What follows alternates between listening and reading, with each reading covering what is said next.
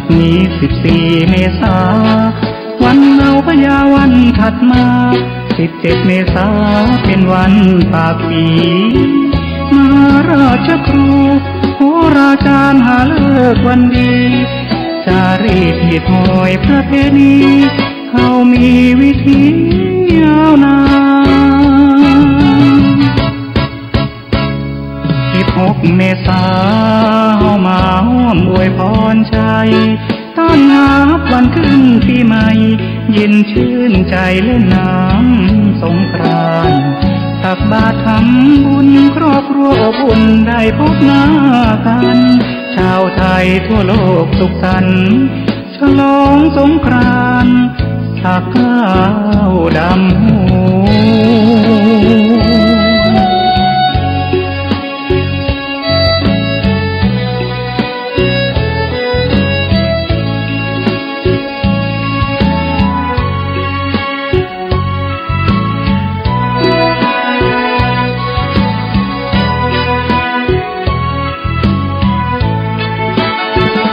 วันสังขารล้มจากนี้14 เมษาวันเอาพยาวันถัดมา17 เมษาเป็นวันปากปีมหาราชครูโหราจารย์หาเลิกวันดีจารีตหีดหอยประเพณีเขามีวิธียาวนาน16 เมษาเฮามาร่วมอวยพรใจต้อนรับวันขึ้นปีใหม่เย็นชื่นใจเล่นน้ำสงกรานต์ตักบาตรทำบุญครอบครัวอบอุ่นได้พบหน้ากันชาวไทยทั่วโลกสุขสันต์ฉลองสงกรานต์สักข้าวดำหัว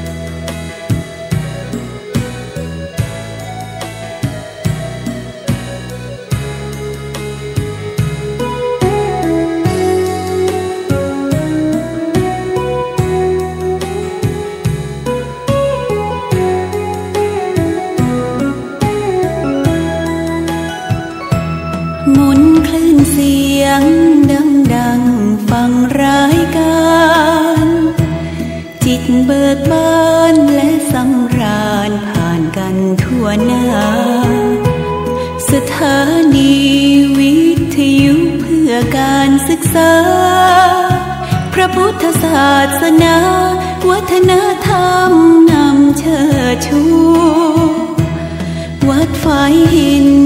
แดนดินถิ่นล้านนาสืบสานมาภาษาธรรมความรู้ทั้งสาระและบันเทิงเชิงกูรูเปิดฟังดูจากใจครูผู้สอนธรรมท่านกำลังติดตามรับฟังสถานีวิทยุกระจายเสียงพระพุทธศาสนาแห่งชาติและสังคมคลื่นเพื่อการศึกษาพระพุทธศาสนาและวัฒนธรรมระบบ FM 104.5 เมกะเฮิรตซ์ รายการต่อไปเป็นรายการสารธรรมคำเมืองดำเนินรายการโดยผู้ช่วยศาสตราจารย์ดร.วิโรจน์อินทนนท์เชิญพี่เชิญน้องเพื่อนพ้องเชิญเธอยกมือสาขอว่ามือไหว้เจ้าพี่นายน้องที่เคารพทุกท่านครับสารธรรมคำเมืองครับปิกมาปะกับเจ้าพี่นายน้องเขาแล้วนะครับอยู่อู้จากกันที่นี้ด้วยเรื่องราวสาระที่มีอยู่ในธรรมเมืองของเขานะครับวันนี้ก็ปิกมาอู้จากันครับจักกาข้างคำครับทำข่าวที่ปนานญาณสัมปันโนของจังหวัดลำพูนเปิ้นได้เรียบเรียงเอาไว้ผมเอาเนื้อหาสาระที่มีอยู่ในธรรมมาเล่ามาอู้มาจาให้กับเจ้าพี่นายน้องของเขาได้ฟังกันนะครับเนาะ โอ้เป็นอันดีอันม่วนกันทำเหมาะนะครับประเดี๋ยวนี้นะอันตีม่วนนี่มาใจหยังนะครับเนาะเพราะว่าประเดี๋ยวนี้บ่อ้ายข้างจะมีเมีย2 คนแล้วนะนะครับเนาะอันอยู่ที่อันเมืองจำปาก็มีเมียคนหนึ่งมาอยู่ที่ปัญจนครก็ได้เมียแต่คนหนึ่งครับเพราะฉะนั้นจะได้นะครับเนาะคนมันมีศิลปะนะครับเนาะคือมันมีความหูนะครับและหูนั้นยังบ่พอเตื้อนะครับเนาะเป็นคนเก่งตัวเนี่ยนะครับโอ้ไปตกบ้านไหนเมืองไหนไผก็ใครได้เอามาเป็นลูกชายแล้วนะครับก็พอว่าเป็นลูกชายแล้วอยู่บ้านนี้ก็ค้างบ้านปุ้นอยู่บ้านปุ้นก็ค้างบ้านเพนะครับเนาะน่าจะได้นะครับเนาะกึดเติงหาตัวของปทุมาครับล่ำลาเจ้าพ่อพญาเปิ้นแต้มว่าอย่างนะครับเนาะก็หูกะนะครับเนาะพ่อจายเหมือนกันลูกนะครับอันมาแล้วมันก็กึดเติงหาเหมือนกันนะกายนะแต่ว่ามันมาการกับเกษินีนี่กะไอ้คล้ายจะไปข้าเจ้าขอไปตัวเตอไปนะอันนี้ก็บอกกะโอ้จะไปว่าไปของง่ายๆจะได้นะในแพะในป่านี่นะมันบ่ใจว่าอันสเล็กสน้อยเนอสิ่งสาราสัตว์ทั้งหลายนี่นะอยู่บ้านเนี่ยน้องเหยถ้าจะได้อ้ายก็ตึงจะฟังปีกมาไอ้น่ะไปปะบ้านปุ้นได้บ่ตะได้ก็จะปีกมาบ้านเฮาเนี่ยไอ้น่ะโอ้ก็บ่ใจว่าไปแล้วจะไปละไปเลยอย่างกันรู้ไอ้น่ะโอ้กว่าจะฮื้ออันนี้ยอมได้นี่นะครับเนาะปะโถบ่ใจน้อยๆบ่ใจสเล็กสน้อยนะครับเนาะอันเป็นยิงนี่นะเป๋ากันไปอันนั้นนะครับเนาะพอว่าหน่อยยังแขนมาหน่อยก็อันเนี่ยกะบอกคือป่อพญาตัวสำโดดนะป่อช่วยพอกำเนิดนะช่วยพอเมียผมกำเนิดผมไปกับบ่แจ้ว่าไปเมินนะไปพอตั้งปุ้นได้สักเดือนก็จะปิกมาตั้งเพะไอ้น่ะพอบอกอย่างอันแล้วเจ้าป่อพญาก็ฮับปากฮับกำกะเดี๋ยวเป็นยะอยู่ตั้งเพะจะพอฮื้อป้าไอ้น่ะพอฮื้ออันนี้ก็ปากันกับหมู่ทหารของตัวเก่ากันนะครับนอก9 คนบ่ได้รุ่นนะครับก็9 คนบ่ได้ก็เลยปากันปิกบ้านปิกเมืองของตัวเก่าครับโอ้9 วัน 9 คืนครับพดใส่เมืองจำปาครับปะทอหมู่เจ้าบ้านเจ้าจองตั้งหลายหูข่าวว่าเจ้าป่อพญาข้างจาปิกมาแล้วปะทอม่วนงานกับทำละนะครับประเด็นนี้นะอันปทุมากะนะครับเนาะ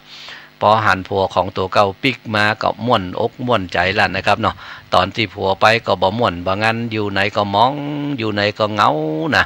พอมาประเดี๋ยวนี้เป็นอันดีอันม่วนแล้วครับเมืองจำปาครับตั้งแต่ว่าป่อพญาข้างจาปิกมาแล้วเนี่ยนะครับเป็นอันดีอันม่วนกันแล้วนะครับเนาะโอ้อยู่ไปอยู่มาแถมบัตรได้เอาแถมละนะครับเนาะกึดเติงหาบ้านปุ้นทำละกะนะครับเนาะพอกึดเติงหาบ้านปุ้นแม่มันขอไปแอวบ้านปุ้นกำเนิดนะขอไปแอวที่ปัญจนครปุ้นกำเตยนะอันไปที่ปุ้นเปิ้นยกลูกสาวฮื้อเปิ้นแถมคนหนึ่งเฮ้ยนะแต่ก็บ่ใครได้เก่านะเขามาขอนะไอ้น่ะอันก็บ่ฮู้จะว่าจะได้แล้วนะครับเนาะปทุมาโลอันพอว่าผัวของตัวเก่าบอกให้ฟังอย่างอันก็แล้วแต่อ้ายเถอะถ้าอ้ายไปปุ้นจะได้ก็ปิกมาหาบ้านพ่องเหนือกึดเติงหาทางเพพ่องเหนือไอ้น่ะ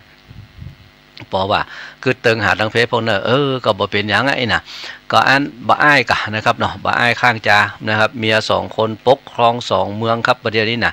ได้เป็นเจ้าพญา2 เมืองก่อนนะบ่ใช่สเล็กสน้อยนะครับเนาะอันอยู่จำปานะครับแล้วก็พดมาที่อันปัญจนครครับ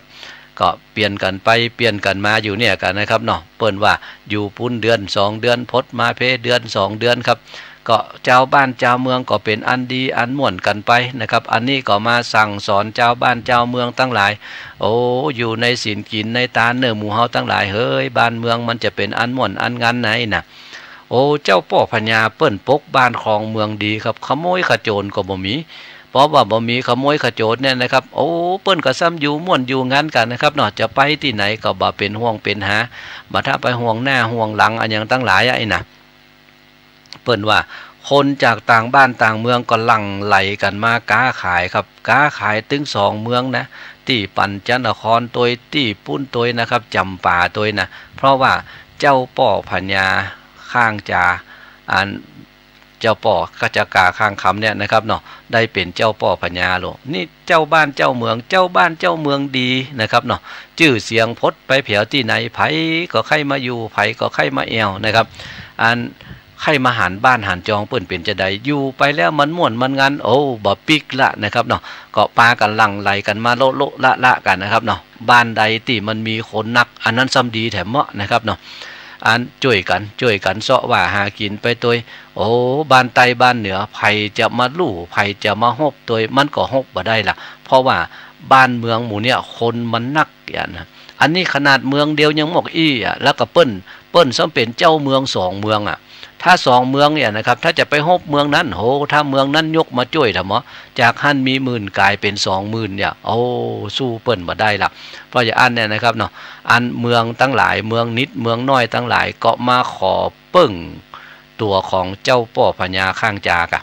มาขออยู่ตัวช่วยพ่อช่วยก้อยข้าเจ้าทั้งหลายเนอะมีครัวมีของอันอย่างก็ส่งมาฮื้อแหละนะครับเนาะโอ้พอมีครัวมีของอย่างส่งมาฮื้อจากที่มันก็ซ้ำมามีนักอยู่ติ๊กๆแหละนะครับประเดี๋ยวนี้นะโอ้จิกปิกไหนก็ป้อละนะครับประเดี๋ยวนี้นะเพราะว่าเจ้าป่อพญาข้างจาครับอันครัวทั้งหลายหลั่งไหลกันมาคนทั้งหลายหลั่งไหลกันมาขอเปิ้งอันตัวของเจ้าป่อพญาลุ่นนะครับเอาแล้วก็เปิ้นก็ซ้ำมาดีเหียสอนเจ้าบ้านเจ้าเมืองทั้งหลายคืออยู่ดีกินม่วนกันไปคนทั้งหลายปากันเข้ามาอยู่นักหนาปาบ้านปกบ้านคลองเมืองมานะครับเนาะอยู่มาเปิ้นว่าโอ้นะครับเนาะเจ้าป่อพญาเมืองจำปาตายไปก่อนละนะครับเนาะเจ้าป่อพญาเมืองปัญจนครตายไปแล้วอันหมู่นี้ก็อยู่ปกบ้านคลองเมืองมามีลูกมีหลานสืบเจื้อสืบแดนขกูลของตัวเก่าไปโอ้เอาไปเอามาจะไปเหลือไผวะนะครับเนาะ120 ขวบเข้าพระวสาก็ตายกันนะครับเนาะตายกันไปตึงมดตึงเสียงครับตัวของบะอ้ายข้างจาก็ตายนะครับตัวของอันปทุมาก็ตายเกษินีก็ตายโอ้เปิ้นว่าอันตอนที่ปกบ้านคลองเมืองตอนที่ยังบ่ตายเตื้อแล้วนะครับเนาะอัน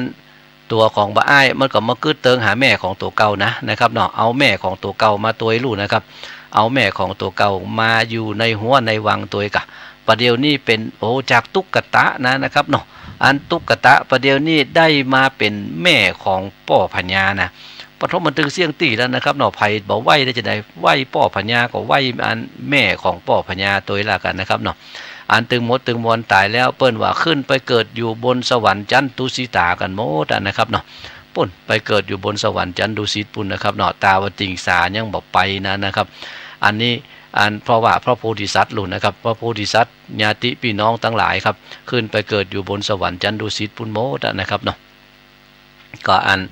จะกาข้างคำครับนะไปกันหมดเสียงละนะครับเนาะโอ้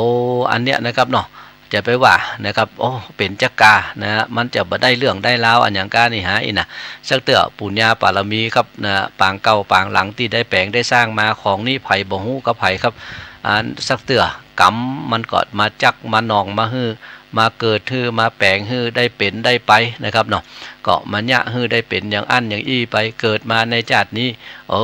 ตาบ่ดีแข้งบ่ดีขาบ่ดีกาอีน่ะแต่ว่าอันปุญญาปารมีแต่ชาติก่อนที่ยังมีอยู่นั้นเรื่องของกรรมเรื่องของกรรมของเวรเนี่ยนะครับเนาะบอกฮื้อกันว่าฮื้อกันมันจะได้มันก็พอบหันนะครับเนาะเมื่อมันพอบหันเนี่ยนะครับอู้จากันจะได้ก็ตึงเป็นเรื่องยากครับเจ้าเตื้อก็โอ้ดีนะอันคนนั้นนะอีน่ะแต่ว่าอันดีเนี่ยนะครับเฮาก็บ่ฮู้ว่าชาติก่อนนั้นเคยแปลงอย่างมาพ้องครับอ๋อไอ้นะครับเนาะมาตายบ่ดีเหี้ยรถจนตายโดนฆ่าโดนฟันเหี้ยนะครับเนาะอันนี้ก็อันย้อนกับว่ากรรมเก่ากรรมหลังมาตัวโอ้สักคนเกิดออกมาแล้วอ๋อเนาะนะตุกก็ตุกแต่นะครับเนาะไปซื้อหวยกระเปิ้นเตื้อเดียวมันได้ก็ทำมาถูกรางวัลที่1เหี้ยอันเฮาก็ฮื้อกินฮื้อตานแต่ตานกันเข้าก็ตานตึงมือตึงวันใส่บาตรหยาดปกใส่ตึงวันเฮาเนี่ยมาถูกข้องหาอีน่ะสักคนก็มาจมนี่อีธรรมะนะครับเนาะโอ้ต่างๆอันเรื่องของเวรของกรรมนี่นะครับแต่ว่าถ้าว่าเฮาเนี่ยไปเตอะนะครับเนาะเนี่ยดีเตื้อนี้เตื้อหน้ามันก็ตึงมีเฮาเนี่ยอันใดไว้เฮาก็จะได้อันนั้นแปลงไปครับอันเรื่องกรรมเรื่องเวรเรื่องบดีเนี่ยนะครับถ้าเฮาเนี่ยดีไปติ๊กๆเนี่ยนะครับมันก็ตัวเฮาบ่ตันกะถ้าว่ากรรมที่มันบดีตัวเฮาบ่ตันเนี่ยนะครับอันที่ดีๆมันตัวเฮาตันไปเฮาก็จะมีความสุขกันไปในโลกนี้ครับโอ้ตายไปก็ปุ้นนะครับขึ้นไปอยู่บนสวรรค์ชั้นฟ้าปุ้นอันนี้ก็เป็นเรื่องเป็นราวเรื่องของเวรของกรรมครับนะก็เดี๋ยวเฮาก็ปิกมาฟังกันต่อกันแล้วกันนะครับเนาะว่าภัยเป็นภัยจะได้กันพ้องครับเพราะว่า การเล่าเรื่องทำข้าวหรือเป็นชาดกนั้นจบลงไปแล้วเนี่ยนะครับพระพุทธเจ้าก็จะมาสรุปธรรมเหล่านั้นให้กับศรัทธาทั้งหลายได้ฟังด้วยนะครับเนาะการเดี๋ยวเราก็ปิกมาฟังกันนะครับว่าไผเป็นไผเจ้นในสมัยบ่อ้ายจักกาข้างคำมาพดเผียวแบบเดียวนี้เจ้นสมัยพุทธเจ้าเฮานี้ได้เป็นไผพ่องอีนะฟังเพลงกันก่อนครับเจริญเลยครับ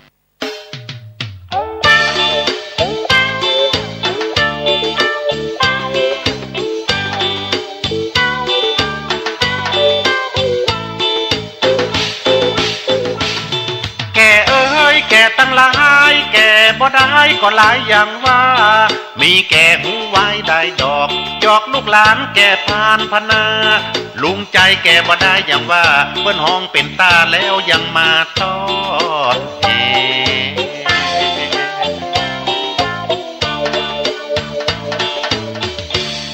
ลุงใจยังมาซ่อมแห่อยู่ไม่จะได้ไปเมื่อใดนะชอมหน่อยเดียวแฉม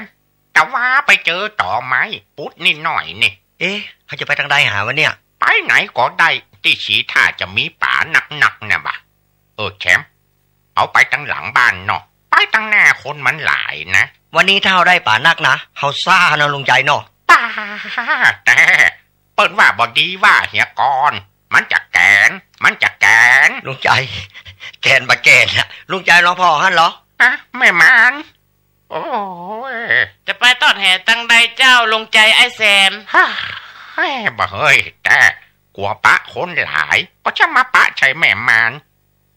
ก็มันตะมันว่าเพราะนะสงสัยถ้าจะมันลูกแฝดละหนอนะลุงใจจะไปถามประมาณนะไปมัน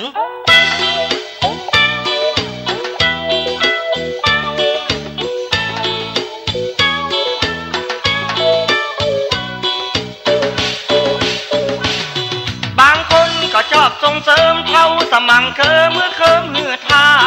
ชอบจวนคนเท่าหัวงอกเท่านอกคอกบ่ไปวัดไปว่าชอบจวนเข้าเหล่าเข้าป่าสอดตุ้งสอดนาสอดปลาหาหอย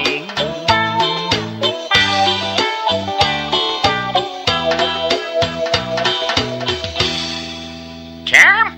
เว้ยแหละแชมป์กูหนาวนะนะอยู่ฮั่นก่อนถ้าตอดแถมกำก่อนผมจะลงไปเปลี่ยนแค่นี้หนาวมาทำไมอยากกินของล้ำมันก็ต้องทนหน่อยสิเพ่ไอ้แชมป์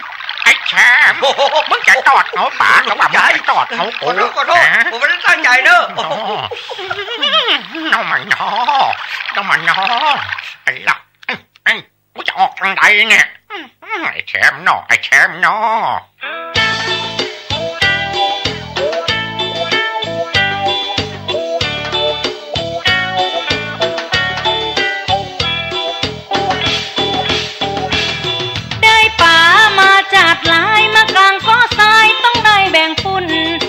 ลิมปลาดุกปลาปก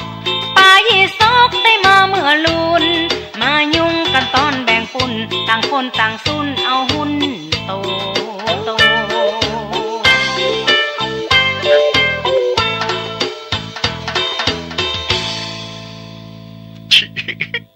ไอ้แชมป์มันมัวไปช่วยล้างแห่มันเขาจะเปียไปริมหลวงนี่ใครเกิดปกเขาไว้ก่อน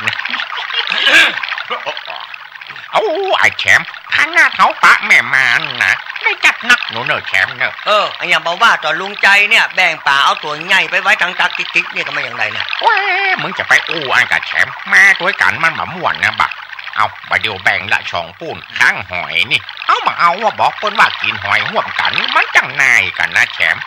เขาบ่เชื่อลุงใจกินสตางกับแบ่งป่าบ่เต้ากันเนี่ยมันจะนายกันตอนนี้แล้ว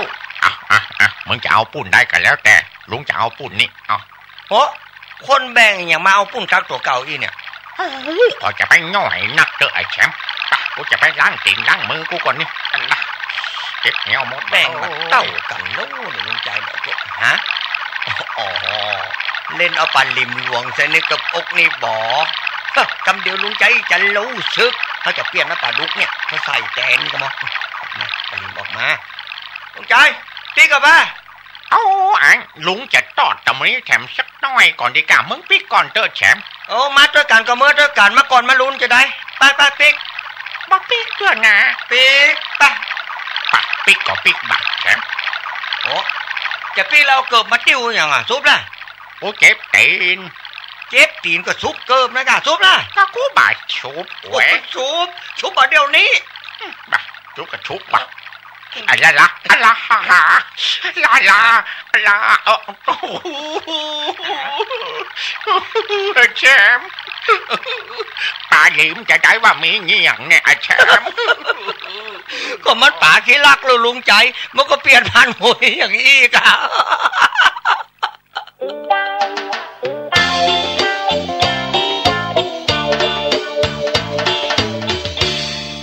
ปิกมาอู้จากันต่อครับสาระธรรมกำเมืองผมวิโรจน์อินทนนท์กำลังอู้จากับเจ้าพี่นายน้องของเฮาในช่วงเวลานี้กันอยู่นะครับ FM 104.5 คลื่นเพื่อการศึกษาพระพุทธศาสนาและวัฒนธรรมวัดฝายหินอำเภอเมืองจังหวัดเชียงใหม่ออกอากาศพร้อมกับสถานีวิทยุเครือข่ายโดยกันตึงมดตึงมวลนะครับเนาะ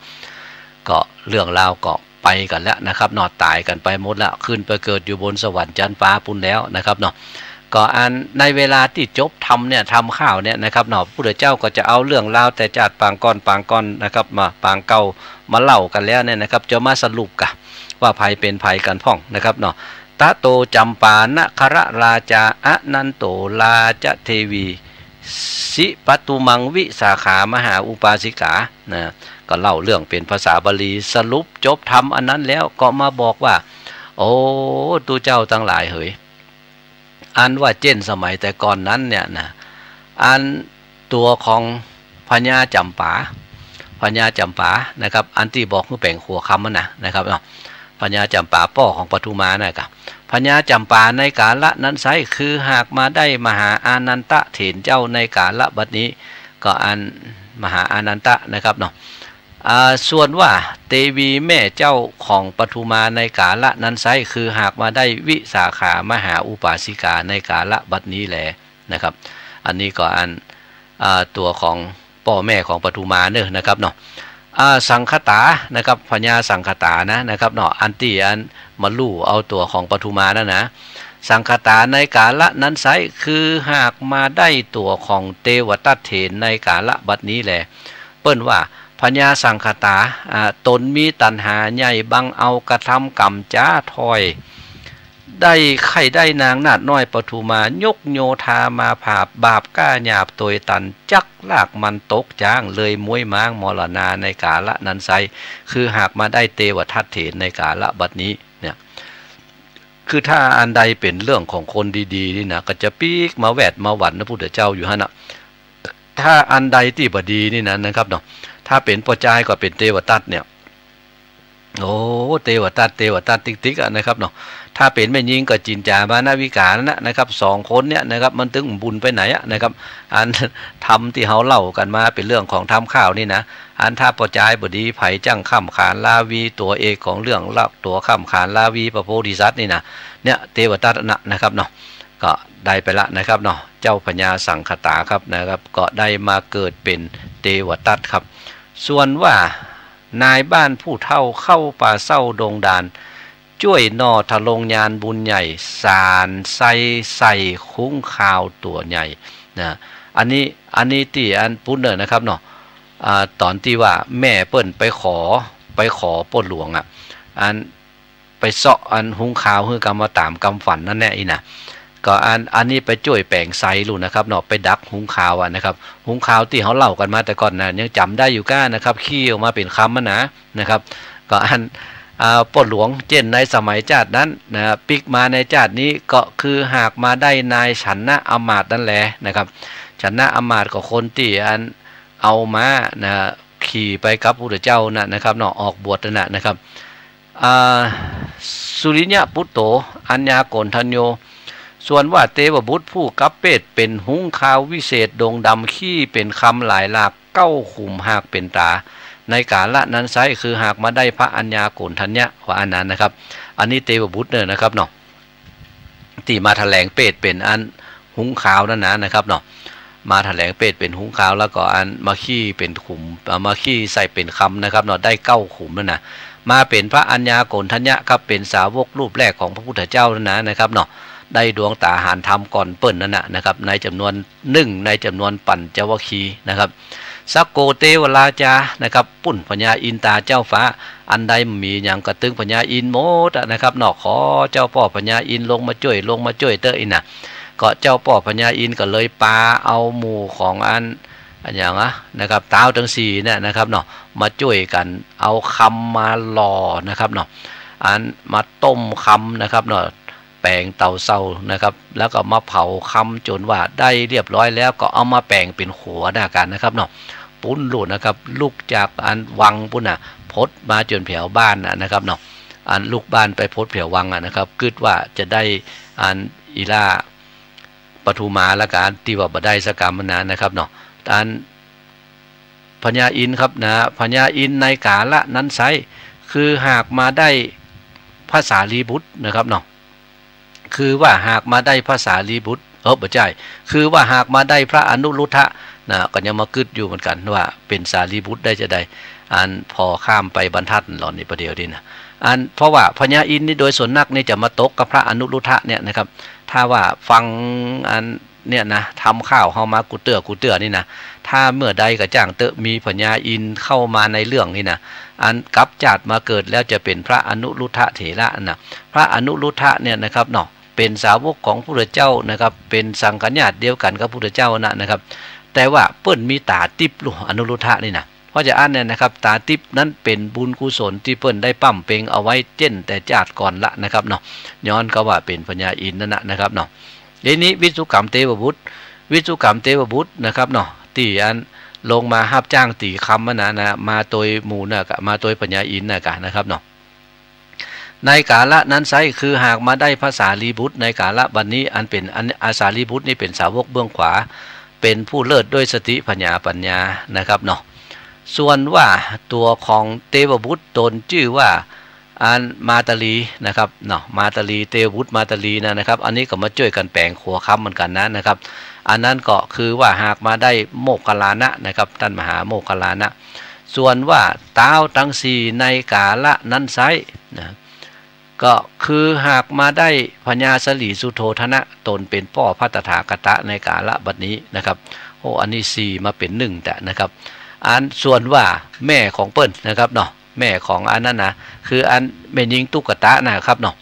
อันตุกตะนั่นนะครับที่เกิดลูกออกมาซ้ำมาเป็นอันเหมือนกับจักรานั่นนะอันแม่นั่นนะครับเนาะก็เกิดมาในชาตินี้ก็เลยได้มาเป็นนางสิริมหามายาที่เป็นแม่ของพระตถาคตในกาละบัดนี้แหละส่วนว่าหุงนะครับหุงตัวที่อันมาเซาะไล่ฆ่าไล่กินเจ้าบ้านเจ้าเมืองปัญจนครนั่นนะ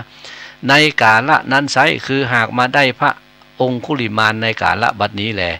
นะครับองคุลิมานครับนะแต่ว่าตายหมดรูนมาเนี่ยนะครับเนาะเมื่อสุดเมื่อซอยองคุลิมานนั้นมาฟังเทศน์พระพุทธเจ้าแล้วเนี่ยนะครับ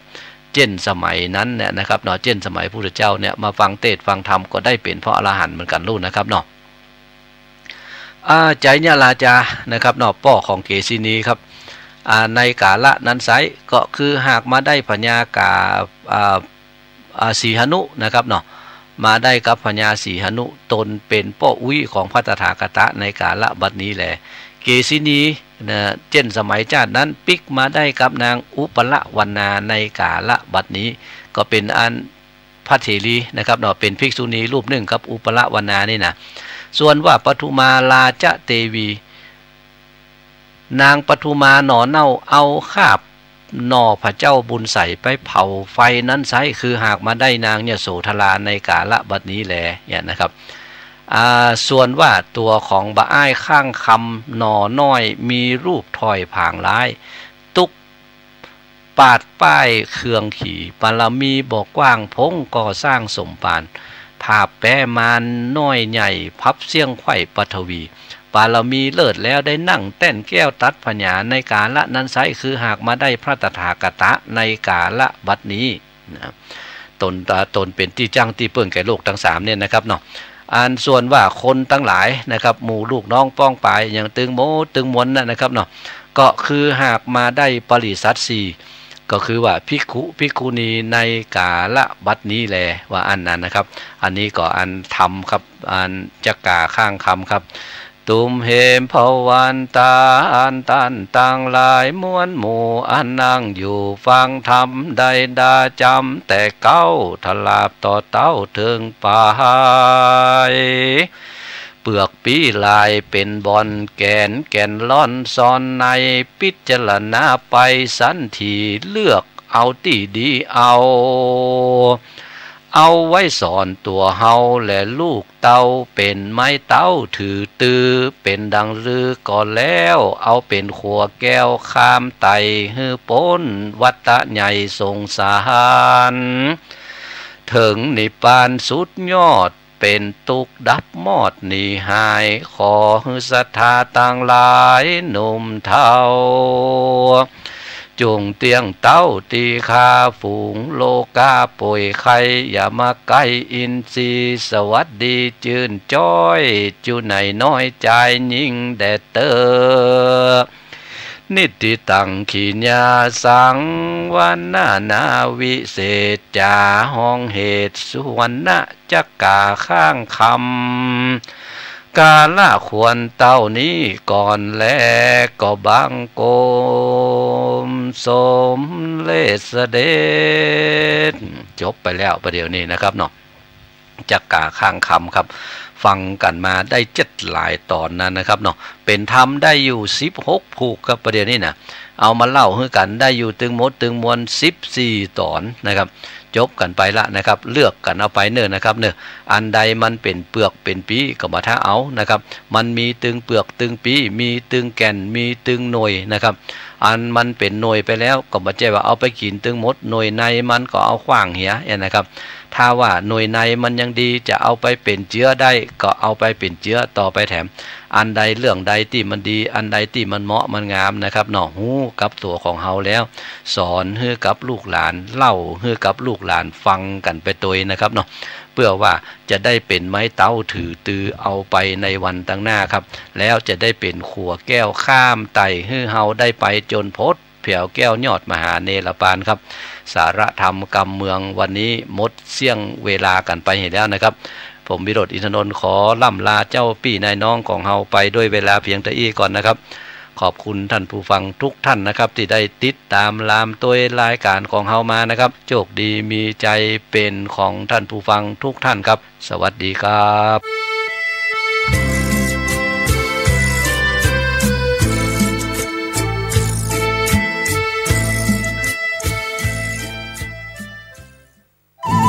ที่จบไปแล้วนั้นเป็นรายการสารธรรมคำเมืองดำเนินรายการโดยผู้ช่วยศาสตราจารย์ดร.วิโรจน์อินทนนท์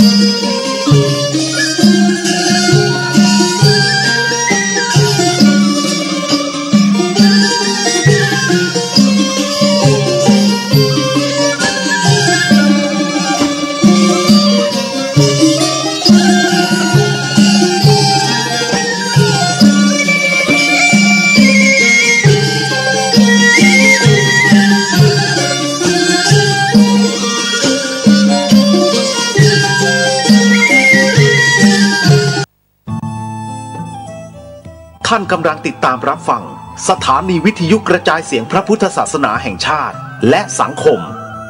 คลื่นเพื่อการศึกษาพระพุทธศาสนาและวัฒนธรรมระบบ FM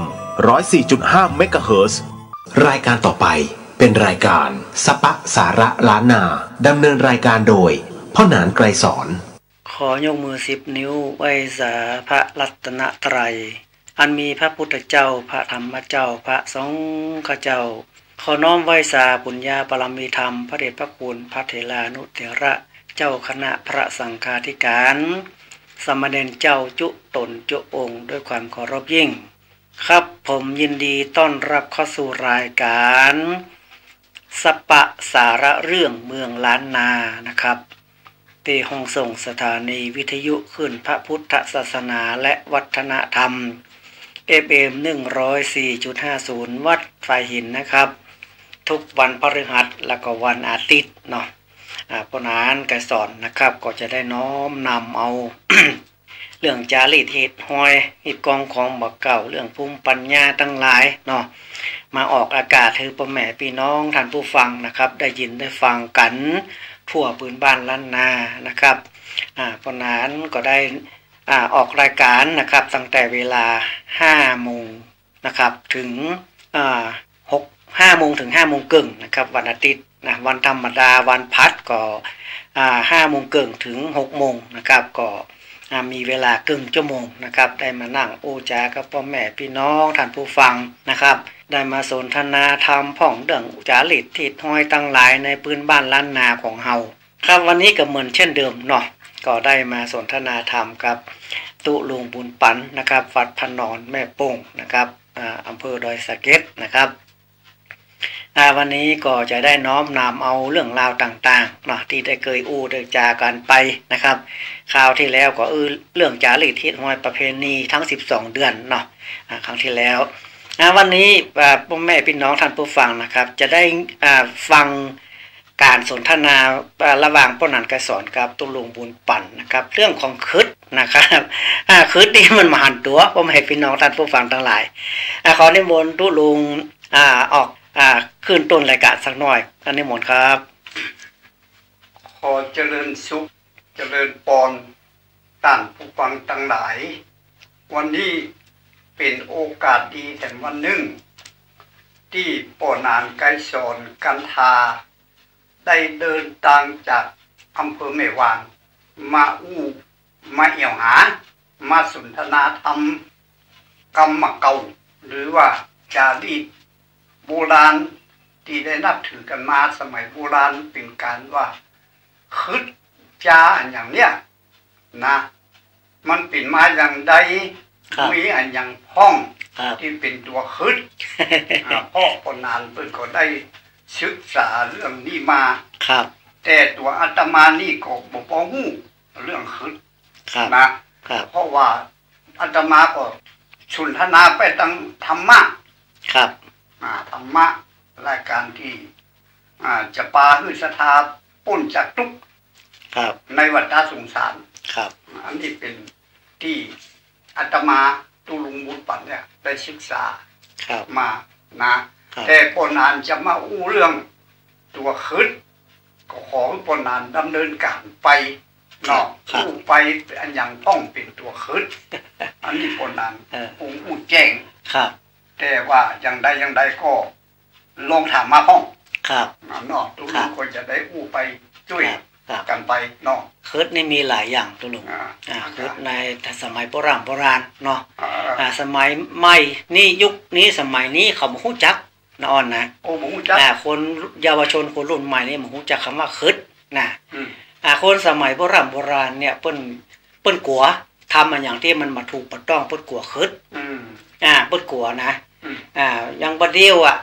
เอาสัตว์ไปแต่งงานก็มีเอาหมาไปใส่แว่นตาเอาหมาไปใส่เสื้อเอาหมาไปใส่เกือบเนี่ยใส่เกือบเพื่อหมา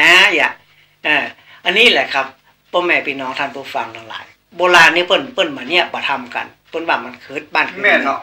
บ้านเฮาเมืองเฮานี่เป็นเมืองล้านนาเนาะเมืองล้านนาแต่เราอ่อนสมัยบัดเดี๋ยวมันไปเอาของต่างเมืองนอกเมืองนามาใช้เขาคิดว่าหลวงพ่อไม่ยิงบัดเดี๋ยวมันแต่งตัวมันเป็นจะเหมือนโบราณเนาะนะครับเพิ่นบอกว่าคึดเนี่ยเพิ่นฮ้องว่าสัปปะคึดเนาะคึดเนี่ยคืออันอย่างทั้งหลายที่เฮาในตัวในบ้านในจองในวงตระกูลของเฮาเนี่ยมันจะเสื่อมถอยจากเดิมที่มีอยู่ลุง มันจะเสี่ยงไห้เสี่ยงนาโดยปัจจัยเหตุเสี่ยงเงินเสี่ยงทอง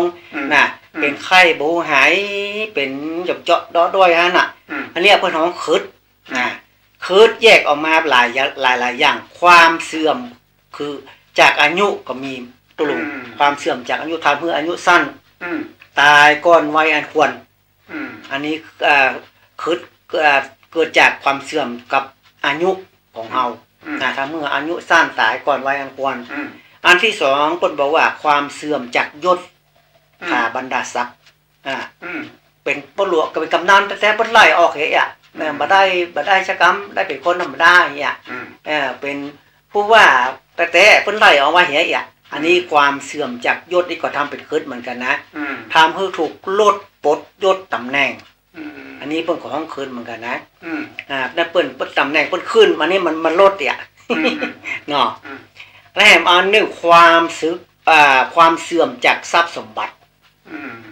ทำให้ชิบหายไปหมดไปสิ้นอย่างที่เขาว่าตะเกียมีให้มีนามีสตางค์เนี่ยเอาเป็นไข่บ่หายมีตามหูกีฬาน่ะเสี่ยงไปกำน้อยน่ะอันนั้นล่ะเพิ่นบอกว่าคืดเมื่อลามารู้กลายเป็นคนทุกข์คนยากไปความเสื่อมจากความสุขตัวลงทำให้เดือดร้อนแล้วก็แตกแยกเนี่ยผัวเมียอยู่กันกันกลุ่มหลุ่มเรื่องมีบ้านมีจองมีลูกมีบ้านมีหลานแต่เมืองไอ้เนาะ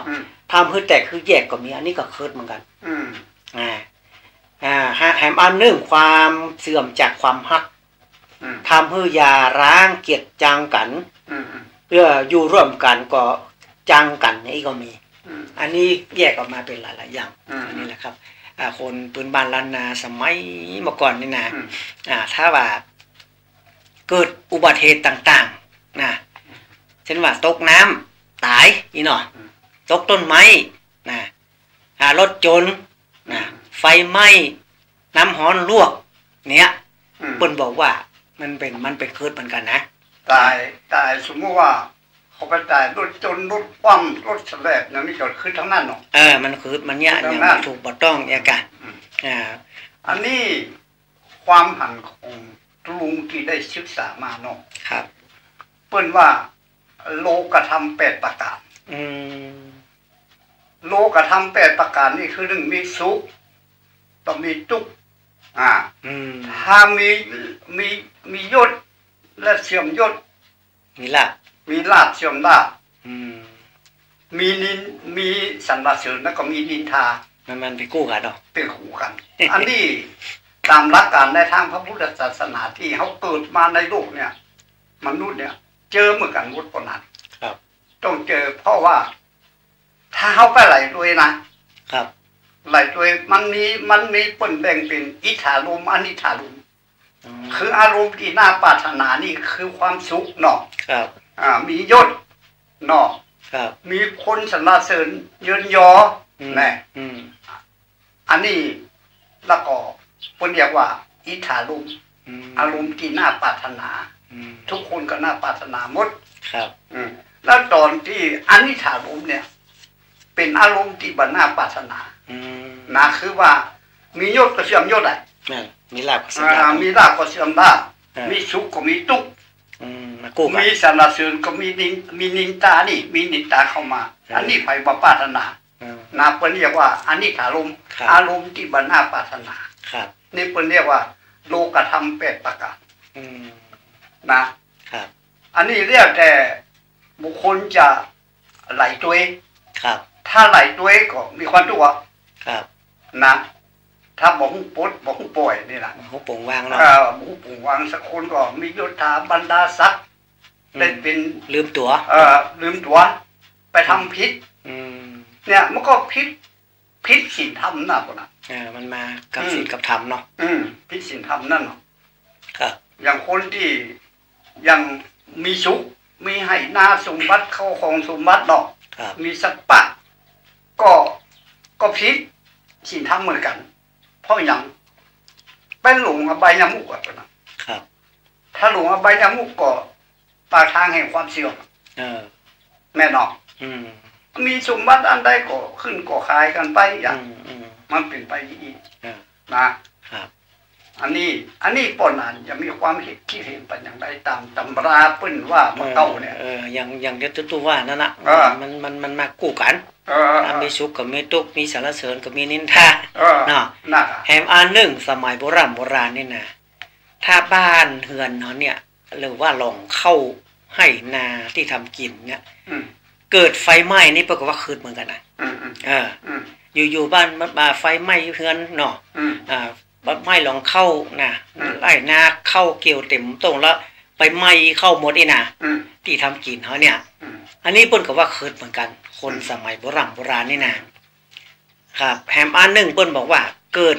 ทำให้เกิดอันตรายต่อสัตว์ล้มตายเป็นจำนวนมากอันนี้ก็ตามตรุงมาคิดเห็นเนาะครับว่าคนเฮาเนี่ยมันละเมิดศีลธรรมวัฒนธรรมโบราณมาเก่าเพิ่นนับถือกันมาก่อนเลยบ่ใครถือครับแล้วก็เลยมีอันเปลี่ยนไปอ่ะพุ่นน่ะเพราะว่าจำไปอย่างวันดีวันเสียอย่างเนี้ยก็แน่นอนเลยวันเสียเด้อฟังหน่อยน่ะก็วันนี้วันเสียเด้ออย่าง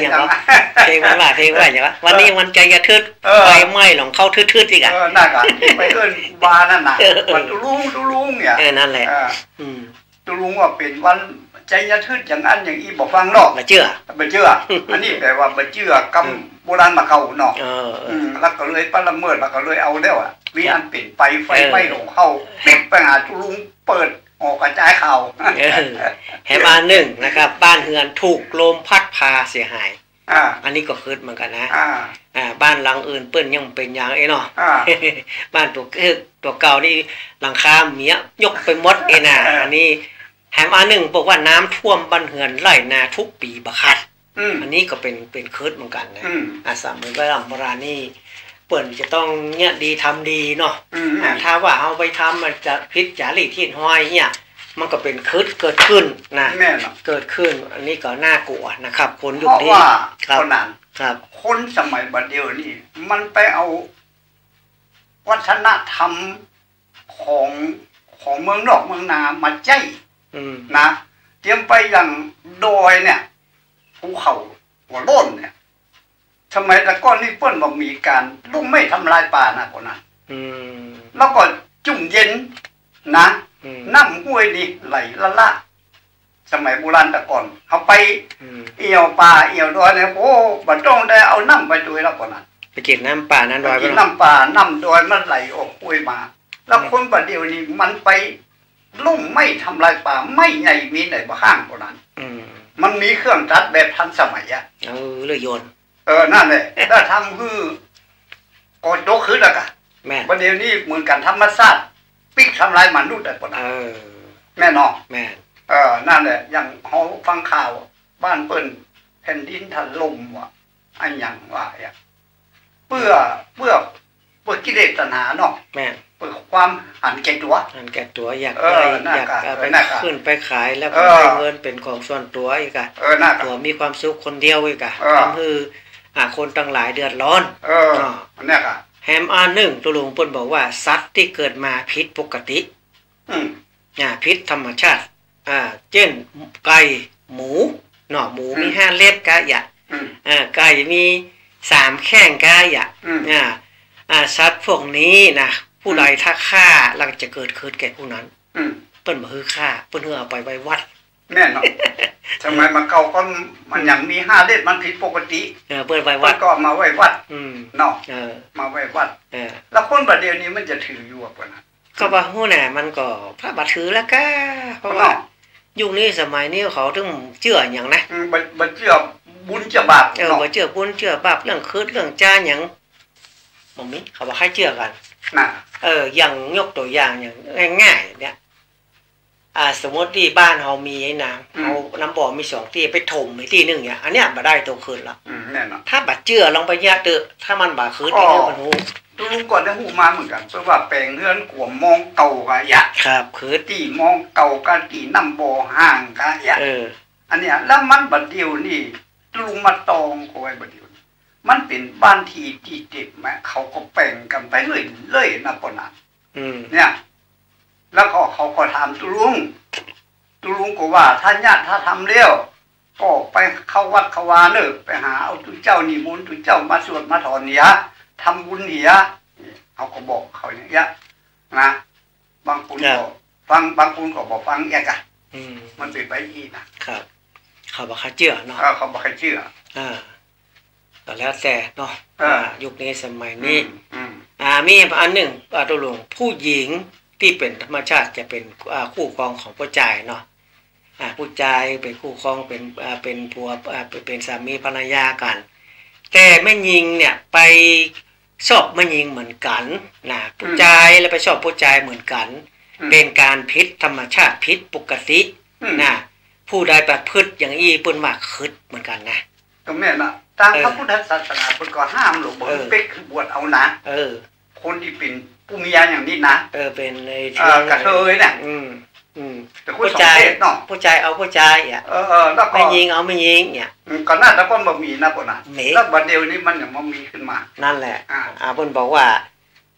เพิ่นบ่ดีมันคือมันจาเหมือนกันบัดเดี๋ยวเขายังได้นิยมอยู่อันแต่น่ะกันหน้า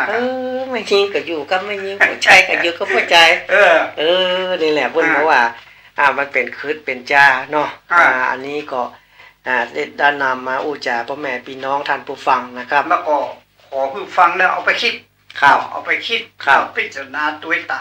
ำโบราณแต่ก่อนแต่มันบ่มีนะ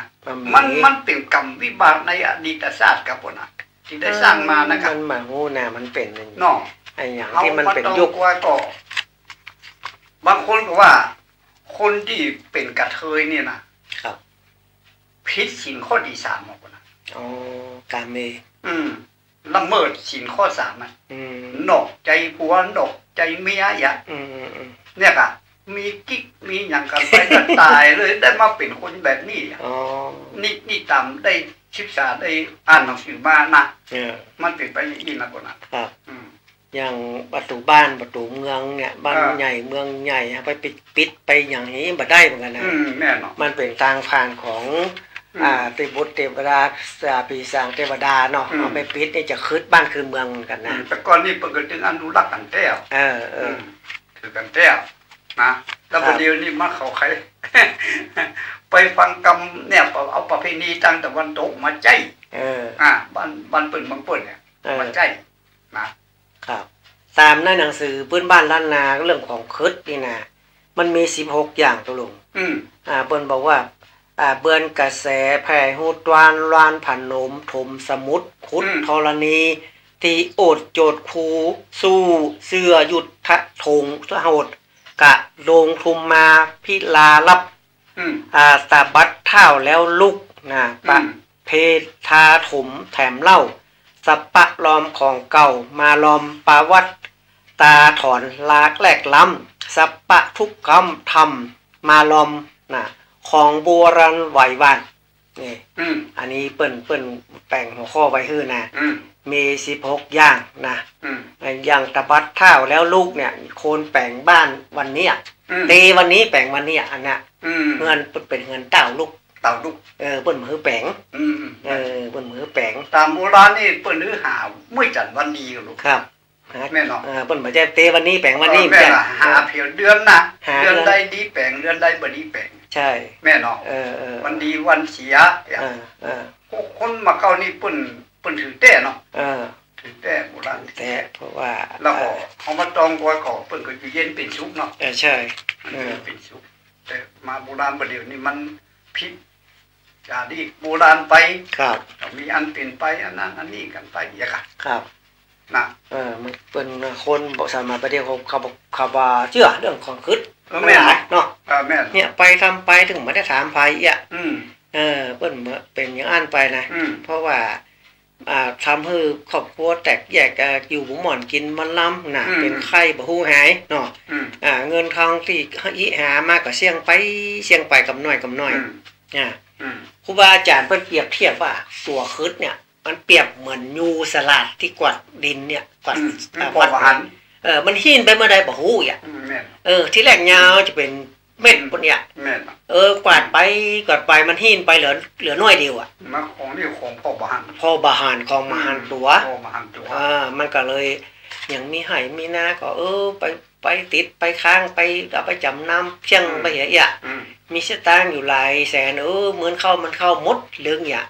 อันนี้แหละมันหันตัวขึ้นนะพ่อแม่พี่น้องท่านผู้ฟังทั้งหลายเพราะว่าคนเฮานี่มันเหลือกำสั่งกำสนนะพ่อนะครับสมัยบัดเดี๋ยวเนี่ยครับยังศีลธรรมพระพุทธเจ้าเนี่ยที่ว่าเปิ้นว่าคือมีศีล5เนี่ยครับว่าคนใดมีศีล5แล้วโอ้ถือว่าเป็นคนดีละครับบ่ละเมิดศีลนะครับแล้วบัดเดี๋ยวเฮามาตองกว่ามันเข้าว่าใครศีลธรรมกรรมพระสอนของพระพุทธเจ้าเนี่ยว่าใครเอามาใช้ในชีวิตประจำวันนะครับลองคิดไปมันเป็นไปอีนะโบราณมาเก่านี่เปิ้นก็ไว้เนี่ยเรื่องอย่างหมูเนี่ยเมื่อก่อนมีในศีลธรรมหมดละมาตรงไว้นะยังเปิ้นบอกดิหามื้อจันทร์วันดีเนี่ยถ้าคนมันบ่ฮู้วันอย่างเป็นวันอย่างละแปลงนะบ่เชื่อบุญบ่เชื่อบาปนะบ่เชื่อกรรมตัวเองอันนี้เปิ้นเรียกว่ามิจฉาทิฏฐิหันทิศไอ้ชอบนะโดยมากมันจะเป็นคนอย่างนี้เป็นนักประมาณคนเดียวเนี่ยคนที่จะเข้ามาอย่างตุเจ้าอยู่วัดเนี่ยบ้านหนึ่งก็มีวัดวาอารามมีตุเจ้าอยู่วัดอยู่ว่าช่วยเอาพระธรรมคำสอนสิ่งดีบดีมาแนะนำสั่งสอนศรัทธาแล้วเขามันบ่เชื่อไปเชื่อกรรมพิษที่เปิ้นว่าองค์จักเป็นดอกบัวน่ะเนี่ยคือว่าเอาบ่มหู้จักที่ต่ำที่สูงนะครับคนสมัยโบราณนี่ที่เปิ้นจะแปลงเฮือนนี่ไม้อย่างที่เปิ้นบัดดีเอามาใส่เฮือนเนี่ยอย่างไม้เฮือนหักไม้บะเป้าตัวหลวงไม้ตาลไม้มากเนี่ยเปิ้นเอามาแปลงเฮือนดอกโคบัดมาบัดเดี๋ยวนี้เอาหมดสปาโบราณเลยทั้งบ่ตรงบ่นะตอนนี้เปิ้นบ่ใจแล้วอย่างไม้เฮือนไฟไหม้เนี่ยเปิ้นบ่เอามาแบ่งเฮือนไม้หลองเข้าเก่าเปิ้นบ่เอานะไม้หางเฟืองนะเปิ้นบ่เอามาแบ่งเฮือนนะไม้แยงเงานะไม้แยงเงานี่หมายความไม้ที่มันออกใกล้กับฝั่งน้ำเราเอาไปหาเงาไม้มันอยู่ในน้ำพุ่นอันนี้ไม้แยงเงานี่เปิ้นบ่เฮือมาแปลงย่อเฮือนเนาะไม้สองนางนะไม้สองต้นมันติดกันขึ้นไปนะเนี่ยเป็นของไม้สองนางเนี่ยผีสองนางมันจังอยู่กับตัวลูกไม้หางป่านะไม้หางป่านี่ไม้แตกกิ่งขึ้นไปทางบนมีสองกิ่งเหมือนกับหางป่าสมัยมาเก่านี่โบราณนี่เปิ้นเขาแพะเข้าป่าไปซ่อมไม้มาแปลงเฮือนแม่นครับเฮือนแปลงไม้กันโดยสมัยแต่ก่อนพวกก็เลือกเหมือนกันนะเลือกกันพวกก็บางกำไม้อันใดที่มันสมควรที่เอาเป็นเสาเพิ่นก็ก่อกลัวกันโดเพิ่นก็กลัวขึ้นเหมือนกันนะแล้วบัดเดี๋ยวนี้มันบ่เป็นไปอย่างนั้นล่ะพุ่นน่ะบัดเดี๋ยวซ้ำให้ครับขายเฮือนที่มาเก่านะครับขายไปเป็นเฮือนปูนเฮือนอย่างไปอย่างเป็นเด็กเป็นอย่างไปหมดละคนน่ะมันเป็นไปนี่นะแล้วเขาว่าไปได้จะได้ดูเฮือนไม่บ่ได้จะได้พวกขึ้นโจทย์นะเปิ้นว่าคนใดอยู่เฮือนไม้นี่เป็นเศรษฐีนะไม้มันแปลงแม่เนาะแล้วคนใดอยู่เฮือนปูนนี่อยู่คนตุ๊กคนว่านะประเด็นเรื่องมากจะเป็นเฮือนปูนเป็นนักคนนั้นเพราะกลัวพวกมันนักอ่ะแล้วก็มีเป็นความจริงแท้นะพวกนั้นครับพวกขึ้นโจทย์มีเป็นความจริงสักคนได้แปลงได้บอก20-30 ปีนี่พอตั้งรุ่นนี่เป็นอย่างนั้นมันไปขึ้นไปเล่นบนว่ะเล่นก่อนเล่นอย่างกลัวเลยจำเป็นได้เตะกว่านั้นเนี่ยมันเป็นไปอีนะเห็นมา1ไม้สายตะวันผ่าลงกระหยอดตรงกลางมันนะเปิ้นก็บ่เอาไม้ถูกผ่าเปิ้นก็บ่เอามาแปลงเอาจังเงินนะอันนี้คนสมัยโบราณนี่เพิ่นถือเนาะรู้เนาะแม่นไม้เครือเขาวันมันปั่นขึ้นไปนะเครือเขาวันปลาเปิ้นเมามันเมาไม้วัดแห้งก็เอานะวัดแห้งไม้ไหลน้ำนองเปิ้นก็เอานะแปลงหอยอเฮือนนี่นะไม้แตกขานเปล่าไม้แตกคนเดียวด้วยนะ แม่นมีกรรมคำหนึ่งตุลุงมันเป็นกรรมมาก่อนนะไม้ตายขานปุ่งใบปิกซิกหาว่าไอ้มีเมียที่แต่ไอ้มิงไอ้ละไปเหียเรื่องลูกเรื่องเมียไอ้เลี้ยงกุ้มอันนี้กรรมคนท่าบอกเก่าเพิ่นว่าเล่นนะไม้ตายขานเปิ้นบ่ฮื้อเอามาแปลงเงินเนาะไม้ลงศพฝาล่องฝาเรื่องเนี่ยเอามาแปลงงอยเงินเนี่ยมาได้ไม้ขัวเก่าไม้สะพานเก่าด้วยนะไม้กลางตูงเสาตูงนี่อันนี้บ่าเปิ้นบ่เอามาแปลงเงินเด็ดขาดถ้ามาแปลงแล้วมันอยู่หม่อนกินมันล่ำเป็นไข่บ่หายหิบ่มากล้าบ่ขึ้นไม้หมูนี่นะเปิ้นมาเฮือมาเนี่ยมาทำเนาะแล้วที่บดีเอามาแปลงหลัวแปลงฟืนถ้ามาแปลงแล้วคึดก็มีอยู่6อย่างตุลุงมีอยู่6อย่างนะไม้คกมองเก่าสากมองนี่เอามาแปลงหลัวแปลงฟืนมาได้คกมองเก่านะมาแปลงฟืนมาโอ้มันเหมาะโบะแปลงหลัวไอ้นะไม้หายเข้ามาทำหลัวเขาไม่ได้นะหายเข้ามาก่อนเป็นเจาะหรอกเป็นเจาะเป็นทำแล้วมันแตกเป็นอย่างไปเขาเดียวนี่มีแล้วเนาะคนนั้นเขียมมีอยู่ทั้งมันนอกมันนานมีอยู่มันจะมีกันจังเจ้าเขานี่มีอยู่อ่ะมีเนาะยังมองจับเข้ายังมีเนาะมีมองหายเข้าก็มีหมดอ่ะแล้วลงบ้านนอกเขาเนี่ยตามน้ำเพื่อหลบนอกนี่เขามันตรงกว่ามองจับเข้าก็มีแล้วนะคนนั้นมันมีแล้วนะพูดเสียถีเอาไปไว้รีสอร์ทมาตัวลุงน่าจะล้อเก่าลองเข้านะล้อเก่าแต่ก่อนเป็นแจ้งงัวเนาะต่างเข้านำมาบ้านเนาะครับตัวลุงนี่มันมีแล้วตัวลุงมีก่อนล้อมีกับคนก็มีกับเคยได้แจ้งเหมือนกันนะลากเข้านำมาบ้านน่ะแจ้งงัวโดดงัวล้อเนี่ยเลี้ยงงัวเลี้ยงควายเปิ่นเลี้ยงไว้ใจกันนะแหมอันหนึ่งตัวลุงไม้ขั้นใดเนี่ยมาทำหลัวทำฟืนนี่มาได้นะล้อเกวียนเก่าก็มาได้เอามาแปลงหลัวแปลงฟืนไม้เฮือนเก่ามาทำหลัวทำฟืนก็มาได้ไม้วิหารโบสถ์นะบาดีเอามาแปลงหลัวแปลงไฟแปลงฟืนแปลงเปิ้นบอกว่าถ้าเอามาแปลงหลัวนี่นะควรมันไปถึงที่ไหนวอดวายไปถึงที่นั่นไม้วิหารไม้โบสถ์อย่างนี้นะเปิ้นบอกคือเนี่ยทำเพราะว่าเนี่ยไปแล้วทำไปแล้วมันคึดเนี่ยคือมันมหันตัวพ่อแม่พี่น้องท่านผู้ฟังทั้งหลายนะครับเรื่องของคืดของจาทั้งหลายเนี่ยมันมีอยู่นะในกลางป่าง่าไม้เนี่ยเราเอาไปนอนในป่าในดงนี่นะทุลุงเนาะเอามาแยกปะทุกนี่คืดนะตามไกลป่าไม้ดงหนาป่าคาดงทีนี่นะเอาไปเนี่ยไปทำบัดนี้เอาไปนอนในป่าในดงคนบ่หูเนี่ยตกคืดเลยนะแต่บอกก่อนนะบัดนี้เนี่ยบัดนี้ทำนะต้องถามคนผู้รู้ทั้งหลายก่อนนะครับคือได้เข้าใจคือได้ศึกษาเรียนรู้นะครับเรื่องของคืดโบราณเนี่ยท่านตะกอนนี่เปิ้นสิยันหยังเปิ้นทำปู่ย่าตายายใช่ท่านครูบาอาจารย์ทำว่าอาจารย์ผลว่าหลานตุปู่ตุลุงเนี่ยไปทำตุลุงครับแล้วคนมาเดี๋ยวนี้มันบ่ท่องบ่ถามไผละเขาเอาเงินเป็นใหญ่คนน่ะครับเป็นไปอีน่ะครับเอาเงินเป็นใหญ่เนาะเงินแปรชนะหมดอย่างเขาพูดว่าตกใส่หญ้าก็หญ้าตายอีกอ่ะตกใส่บะหินก็แตกก็อ้าอ่ะตกใส่หญ้าก็ตายอ่ะชะตางนี่นะตกใส่ควายก็เป็นลากมันอย่างว่าน่ะมันอู้ถึง